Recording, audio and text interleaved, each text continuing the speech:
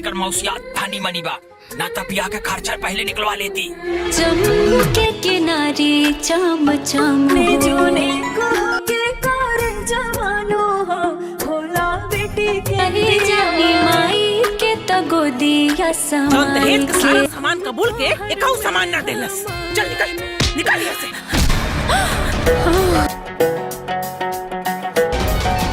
हमार जीवन बर्बाद हो गए।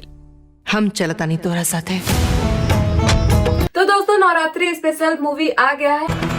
दहेज के सामान से पूरा घर भर गया। अक्षरा सिंह जी का बहुत ही प्यारा मूवी है, बहुत ही अच्छा मूवी है। जी हाँ दोस्तों, बहुत ही अच्छा मूवी है। एक ऐसा दर्द भरा मूवी है, एक ऐसा प्यारा मूवी है। इस मूवी में मतलब माता रानी के साथ साथ एक बॉन्डिंग एक बच्ची का दिखाया गया है, मतलब एक रिश्ता मतलब बच्ची का और माता रानी का दिखाया गया है। लेकिन इस मूवी में ये भी दिखाया गया है कि दहेज के लोग ही मतलब लोग कितना गिर सकते हैं, कितना नीचे गिर सकते हैं दहेज के लिए। मौसी से कह के मंगा लो। नमक तेल मर्चा खातिर भी पैसा मांगी।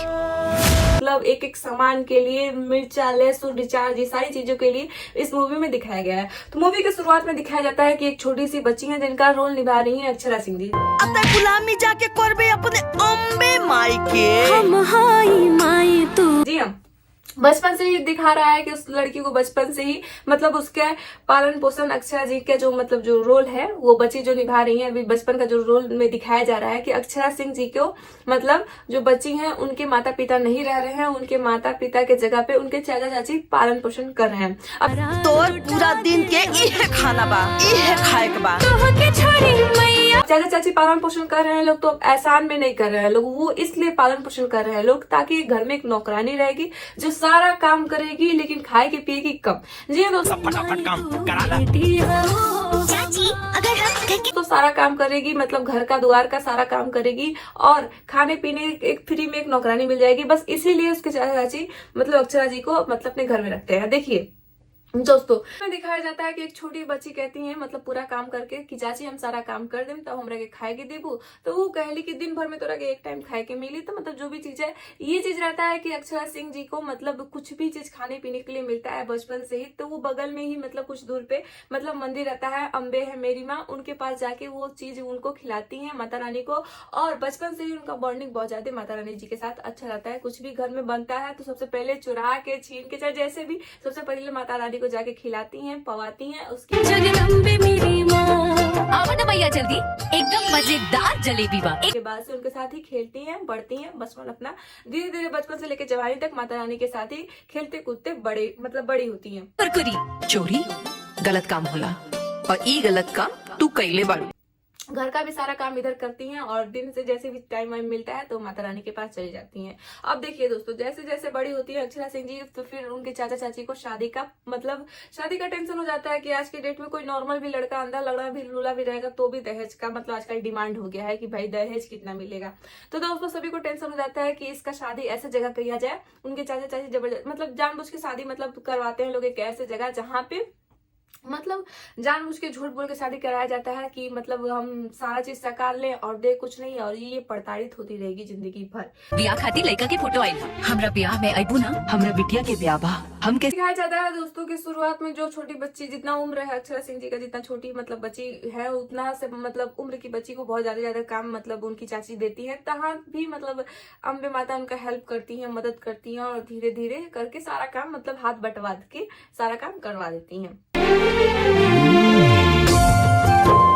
मैया फिर एक जगह का सीन है दोस्तों जहाँ पे अक्षरा सिंह जी बड़ी हो जाती है और एक मिठाई वाले दुकान से जलेबी चुरा के मतलब चुरा के सामने से ही चुरा के उठा के दौड़ते हुए लेके आती है मंदिर में और माता रानी के दरबार में रखती है और बोलती है कि जल्दी आओ मैया, मतलब बहुत ही गर्मा गर्म और बढ़िया जलेबी बैठे और करके खाई जाओ। तो दोस्तों तो फिर माता रानी जब आती है और कहती है कि चोरी ये बहुत गलत बात बैठे। जब जलेबी खाई खाती अम्बे माता आवेली तब अक्षरा सिंह जी के समझावेली की चोरी ये बहुत गलत बात बैठे जो हम तू कैले बैठू। वो समझावेली अक्षरा सिंह जी की नारी के जन्म सृष्टि के संचालन खातिर भेल बैठे, पहले बेटी फिर पतो फिर माँ। नारी के जीवन तो सृष्टि के संचाल खातिर होला, पहले बेटी मतलब जीवन में स्त्री के हमेशा आगे ही बढ़ाई बैठे, सृष्टि के रचना ही मतलब एक तरीके से करे बैठे। ओजा अक्षरा सिंह जी कहली कि तो फिर कहा ना हनुमान जी से जैसे सीता जी के वहां के ढूंढ के लेके आई नहीं वैसे हमारे वहां के पति के ढूंढ के लेके आऊं। तब कहली माता रानी की तार पति के मतलब ढूंढ के बहुत जल्दी पिताजी के ढूंढ के लेने वैसे हमरो पति के भी ढूंढ के लावा, मतलब हनुमान जी से कहा, माता रानी के कहेली, तब फिर माता रानी जहाँ से लगेली में देखा जाला दोस्तों की अक्षरा सिंह जी मतलब दुल्हा के मतलब बियाह खातिर जब फोटो आवेला तो सबसे पहले दौड़ते दौड़ते मतलब माता रानी के लगे लेके जाली और दिखावेली कि बियाह खातिर फोटो आइल बेटे तारा के पसंद माने ना।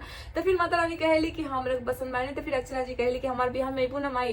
तो माता रानी कहली कि हमार बेटी के शादी बा तो हम काहे ना आएम। तो अब भेष बदल के माता रानी जाली अक्षरा जी के घरे, वो भी मौसी बन के कि ना ई हमार बहन के लड़की है। मतलब तब चाचा चाची के होश उड़ल रहेला कि बाप रे बाप, हम ना जानते रही कि इतना धनी मनी एकर मौसीवा बिया ना, तब पूरा बियाह के खर्चा तो पहले एकरे से निकाल ले रहती हम। एकर मौसिया धनी मनी बा, ना तो बियाह के खर्चा पहले निकलवा लेती।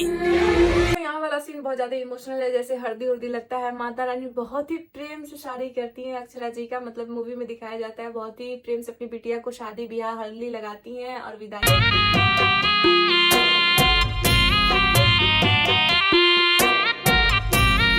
करती हैं, फिर विदाई करती हैं। अब देखिए इतना सारा प्यारा प्यारा मूवी हो रहा है, शुरू से बेचारी को कष्ट मिला लड़की को, लेकिन माता रानी हर जगह संभालते आ गई।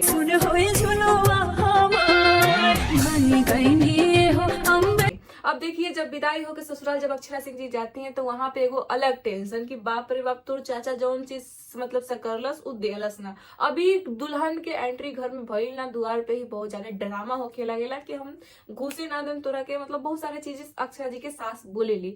हमनी के कन्यादान कोई के अपने कपारे के बोझा उतार लेनी। अक्षरा सिंह के मतलब उनकर सास मार के निकाल देवेली और बोलेली कि जैसे निकल जो द्वारे पे से, मतलब घर में घुसे ना देवेली और कहली कि द्वारे पे से निकल। तो चाचा बहुत सारा सामान सकार के मतलब बहुत सारा कबूल करके और सामान मतलब एक को दहेज के सामान देलस ना, और चाचा चाची बहुत ज्यादा खुश हो जाला कि बाप रे बाप, हमनी के सर के कर करहट दूर भइल, हमनी के खाली एगो बोझा उतारे करे तो उ खत्म हो गई। दहेज का सारा सामान कबूल के एक सामान ना देलस। चल निकल निकल यहाँ से। तो फिर वजह से अक्षरा सिंह जी रोते रोते चल जाली मतलब माता रानी के मंदिर में, और मंदिर में जाके रोए लागली, कहली कि हमारी जिंदगी मतलब बर्बाद हो गई ऐसे वैसे। तो फिर ओकर बाद से माता रानी वहां पे भी समेटेली और अपने बेटी के उठावेली और कहली कि हम जब जिंदा मतलब हम बटले बनी तो हमारी बेटी की तकलीफ कैसे हो सकेला। फिर वजह से माता रानी अक्षरा जी के साथ फिर उनका ससुराल जाली उनका मौसी बन के। हमारा जीवन बर्बाद हो गई, हम चलता नहीं तोरा साथे। मौसी बन के जाली और कहली कि तू टेंशन मतलब हमारी बेटी के पहले तू अंदर घुसा, हम सारा सामान तारा के दे। तो फिर उनकर सास कहली कि जब तक दहेज के एगो सामान ना आई तब तक हम घर में घुसे ना दे। अब घर में घुसे ना दे तब तक वजह से कहली कि ठीक बेटे हम पहले सामान ला देते, का दिक्कत बेटे। तो फिर माता रानी हनुमान जी से कह के गणेश जी कह के उन्हें से ट्रैक्टर से सारा सामान आवेला और वैसे सबसे पहले घर में सामान इतना चल जाला दोस्तों की मतलब पूरा सामान से घर भर पूरा भर जाला, मतलब पूरा घर भर जाला, इतना दहेज उते देवेली माता रानी। दहेज के सामान से अब देखा लक्ष्मी देवी माता, लक्ष्मी माता, अम्बे माता सब तो एक घुमाई है, उनकर को रूप बाटे, वो एक चुटकी में चाहिए तक एगो घर में कितना का मतलब बहुत सारा चीज भरनी है। तो ऐसे सारा दहेज के सामान भर देली। अब देखिए ज्यादा दहेज से अब ससुराल वाला भी खुश की बाप रे बाप मौसिया बड़ी मालदार भी। अब ससुराल वाला के मन में और लालच होला ना, कि लालच बहुत बुरी वाला चीज है, जितना मिले चाहिए उतना ही में संतुष्ट करे चाहिए, लेकिन वो चीज ना होला। अब ससुराल वाला के और धीरे धीरे लालच बढ़ल जाला, चाहे वो रिचार्ज के पैसा हो, चाहे वो मिर्चा के पैसा हो के, चाहे वो कोनो चीज के पैसा हो के। मौसिया मालदार बिया, मतलब छोटा छोटा बजट में भी वो अपने मतलब अम्बे माता के अपने मौसी के फोन लगा के कहा कि पैसा डाला। खेत में अगर ट्रैक्टर आइल बाटे, खेत जोताइल बाटे तो ओकरा खातिर 400 रुपया ट्रैक्टर वाला के दे बाटे तो ओके पैसा दा। तो बार बार हर चीज पे पैसा मतलब घर से मतलब मौसी से मांगे के मतलब फोर्स करे ना जाए, मतलब जबरदस्ती करे ना जाए। अक्षरा सिंह के ससुराल वाला मतलब जबरदस्ती करे ना जाए कि ना अपने मौसी से पैसा मांगा, हर चीज पे तेल के पैसा मांगा, नमक के पैसा मांगा, हल्दी के पैसा मांगा, मतलब ऐसे ऐसे करके प्रताड़ित करेला लोग। लोग ननद के मोबाइल रिचार्ज करावे खातिर कहत हलो, मोबाइल रिचार्ज हो जाए दहेज खातिर मतलब पैसा खातिर, दहेज तो पहले दिया गया सारा चीज मतलब 1-1 रुपया खातिर प्रताड़ित करेला। तो फिर अक्षरा जी कहली कि ना अब बहुत हो गई, अब बहुत हो गई, एगो हद पार हो गई, अब हम अपने मौसी से 1 रुपया 4 को 12 से की मजूरी 1200 रुपया भइल, मौसी से कह के मंगा लो। नमक तेल मर्चा ना मांगो, ठीक बा। तो ये जब चीज कहेली तब अक्षरा सिंह के प्रति मतलब बहुत ज्यादा क्रोधित हो जाना और अक्षरा सिंह के मारे पीटे लगे ना कि भाई तू हमारा माई से जवान काहे लड़ैले, हम मतलब जो हमारे घर वाला से तो जवान काहे लड़े, हमने के जोन बोले के तोरे तू करबे, हम अपना मौसी से कुछ ना मांगा। क्या कह रहे तहार इतना हिम्मत कि तू हमारे घर वालन के तो फिर अक्षरा सिंह के से मतलब अक्षरा सिंह के बहुत ज्यादा मतलब मार पीट देवे न जा, उनकर हाथ में उनकर पति मतलब बहुत ज्यादा चोट लग जाला उनकरा के अक्षरा सिंह जी के, तब वजह से फिर मतलब माता रानी सब देखत रहली, लेकिन कसम देके मतलब अपने मौसी के भेज दिले रहली कि अक्षरा सिंह जी की अब तारा के 1 रुपया देवे के नहीं के और राजा आवे के बाटे, काहे का तारा के बहुत ही लोग लूटत बाटे, ये लोग बहुत ज्यादा लालची बाटे, ये लोग के कबो मन पूरा ना होई, ये लोग के लालच कभी खत्म ना हो पाई। जवन जवन सामान मंगाई बना इज्जत से ले आके दे दा, न तैयारी करो में बात के तरह के ना हमनी के उसूल ले सन। आज सब लोग मतलब अक्षरा सिंह के मतलब परेशान करेला, मारेला, पीटेला और ये लोग लालची लोग हैं, इनका कबू पेट ना भरी धुएं जैसे चल जा तेरा मार कसम बा। मतलब मजबूर होके भी मतलब माता रानी आ ना पावेली, सब वजह से देखेली कहे खाती अक्षरा सिंह उनकरा के कसम देके रोकले रहेली कि तोहरा के एजा नहीं खियावे के। अब लेकिन लास्ट एगो अंतिम पड़ाव मतलब सारा चीज खत्म हो जाला, माता रानी के बर्दाश्त ना होखेला, तो लास्ट में माता रानी वही जैसे मतलब शक्ति देवेली, धुएं जैसे चल जा। अक्षरा सिंह के अंदर रूप शक्ति आवेला और शक्ति आके मतलब फिर अक्षरा सिंह जी के अंदर पूरा शक्ति आके माता रानी के रूप आ जाला और सबके मतलब माता रानी लगेली मारे। और आप लोग बताओ दोस्तों कि ये मूवी कैसन लागल हटे, ये मूवी के देखलो हटे कमेंट बॉक्स में कमेंट बॉक्स में जरूर बताएं। मतलब चैनल पे मूवी आवते बाटे टीवी में, कमेंट बॉक्स में बताएं और जय माता दी जरूर लिखते जाएं। जय हो।